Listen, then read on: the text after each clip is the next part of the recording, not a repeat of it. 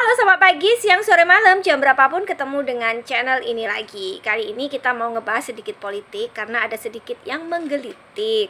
Kenapa Mak tiba-tiba tergelitik? Jadi begini deh. Jadi tadi baru saja ya sekitar siang mungkin ya, itu Mas Kaisang yang sedang ramai dibicarakan itu memberikan klarifikasi atau datang dengan inisiatif sendiri ya, kata yang bersangkutan untuk menyampaikan klarifikasi terkait penggunaan jet pribadi yang digunakan oleh yang bersangkutan beserta istri tercintanya ke Amerika Serikat. Jadi berdasarkan klarifikasi singkat yang diberikan, yaitu ada satu istilah yang sangat langsung ngetren sekarang ya, yaitu bahwa yang bersangkutan dan istri itu numpang alias nebeng pesawat punya teman. Oke.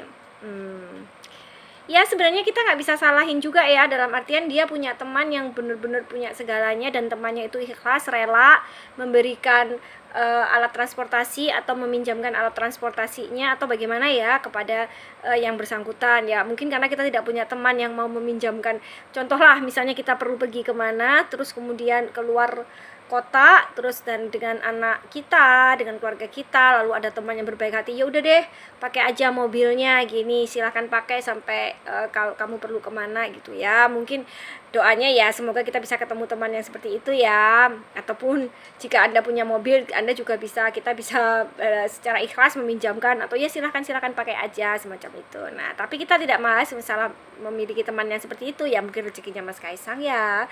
Tapi kita mau bahas gini loh, sebenarnya jadi sorotan bukan masalah sekedar penggunaan jet pribadi. Kita bukannya iri dengan orang menggunakan jet pribadi, tapi begini, karena yang bersangkutan adalah anak penyelenggara negara ya, dimana ayah dari Mas Kaisang sendiri adalah tokoh nomor 1 di Indonesia. Maka yang diharapkan adalah penerapan sila kelima dalam gaya kehidupan sehari-hari. Kenapa? Karena kita ini menganut prinsip memiliki dasar negara yaitu Pancasila. Sila kelima itu kesederhanaan. Oke, baik. Ya sudah ya, kita nggak ngebahas masalah pilihannya menggunakan jet pribadi karena alasannya kan hamil tua sehingga tidak bisa menggunakan berdasarkan informasi dari Menkominfo ya. Jadi tidak menggunakan kendaraan komersil, dalam hal ini pesawat umum. Nah, sekarang kita kembali lagi ke masalah numpang atau nebeng. Ini mungkin jadi pelajaran dari kasus ini atau dari viralnya persoalan ini ya, bukan kasus, viralnya persoalan ini, yaitu bagi siapapun anggota keluarga yang terlibat ataupun yang keluarganya menduduki sebagai pejabat negara, mungkin bisa sedikit membaca-baca ya tentang ceritanya Utsman bin Abdul Aziz ya. Kalau misalnya ada informasi tambahan atau opini lain silahkan tulis di kolom komentar ya. Jadi kisahnya Utsman bin Abdul Aziz ini seorang khilafah ya, pemimpin di sana nih di Arab. Sudah berapa Masehi ya, berapa ratus Masehi waktu itu. Terus singkat sekali masa pemerintahannya, tapi ada satu kisahnya yang sangat terkenal sekali dan bahkan emak sendiri mendapatkan cerita itu pada saat emak masih kecil dan sampai sekarang tuh benar-benar terngiang-ngiang ya, betapa kesederhanaan yang diajarkan oleh beliau dan betapa beliau sangat menghargai, pokoknya menghindari sekecil mungkin penggunaan fasilitas yang bisa menimbulkan kesan tidak menjaga amanah ya dari rakyat ya yang dipimpinnya. Jadi Alkisah pada suatu hari Utsman bin Abdul Aziz ini kan akan membereskan ruang kerja, udah mau pulang ceritanya. Nah tiba-tiba si anak itu datang menghampirinya dan kemudian hendak membicarakan sesuatu tentang keluarga mereka. Dan apa yang dilakukan oleh Utsman bin Abdul Aziz, beliau langsung memadamkan api lampu ya yang ada di atas meja kerjanya dan kemudian jadi gelap kan. Terus si anak kaget dan bertanya, intinya ya ini secara ininya gaya bahasa emak aja ya. Si anak bertanya, "Loh, kenapa dimatikan lampunya Pak?" Nah si ayahnya berkata bahwa dia harus mematikan lampu itu karena lampu itu bisa menyala dengan menggunakan minyak dan minyaknya dibeli dengan menggunakan uang rakyat.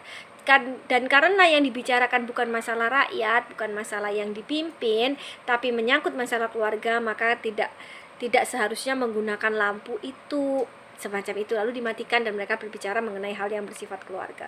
Jadi dari sini kita tuh belajar bahwa memang ya sulit ya kita bisa meniru seperti itu, tapi setidaknya menjadi pembelajaran bagi mungkin orang-orang di luar sana seperti Mas Kaisang dan teman-temannya yang memiliki privilege dan memiliki pergaulan yang sangat-sangat keren sekali, di mana mempunyai teman yang memiliki jet pribadi dan bisa ikhlas memberikan tumpangan atau memberikan pinjaman. Maka bagaimana setidaknya kita belajar untuk lebih bisa menempatkan diri. Dalam artian kita kan kalau dalam bahasa Indonesia ya, dalam budaya kita itu kan kita biasanya prinsip sungkan ya, kayak sebagaimana sih kita kayak misalnya bagaimana kita tidak merepotkan orang lain, bagaimana kita tidak ada rasa sungkan gitu loh kalau menggunakan bendanya orang lain, izin dulu.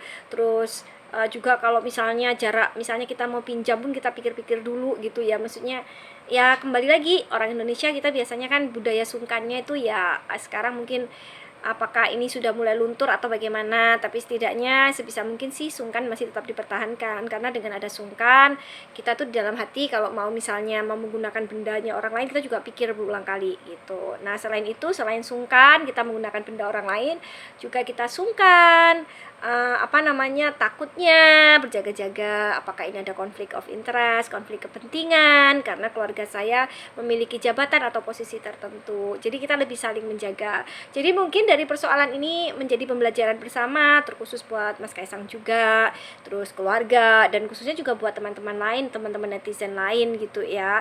Pertama ya yang pelajarannya yaitu tadi, bagaimana lebih bisa berempati agar tidak menjadi persoalan yang lebih luas, bagaimana menempatkan diri agar memiliki rasa sungkan. Terus ya itu tadi lagi,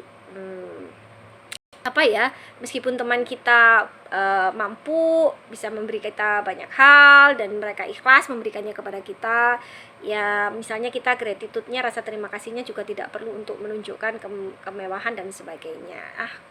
Bagaimana ya? Jadi ya silakan kalian berada di posisi mana, yang jelas kita ambil pelajarannya dari semua ini ya. Kembali sebagai rakyat kecil seperti kita yang tidak memiliki teman yang dengan fasilitas yang bagaimana ya, tentunya bagaimana kita lebih membuat diri kita menjadi lebih bermanfaat buat orang lain. Dan jika kita dititipi jabatan, maka bagaimana kita membuat jabatan itu menjadi bermanfaat bagi banyak orang, bukan hanya untuk diri kita ataupun lingkungan terdekat kita. Oke, salam apapun itu ya. Oke, sampai jumpa lagi di komen-komenan awal di konten-konten emak berikutnya. Silahkan share pendapat di kolom komentar. Jika berkenan silahkan juga komen, like, and subscribe. Terima kasih, bye bye, sampai ketemu di konten berikutnya.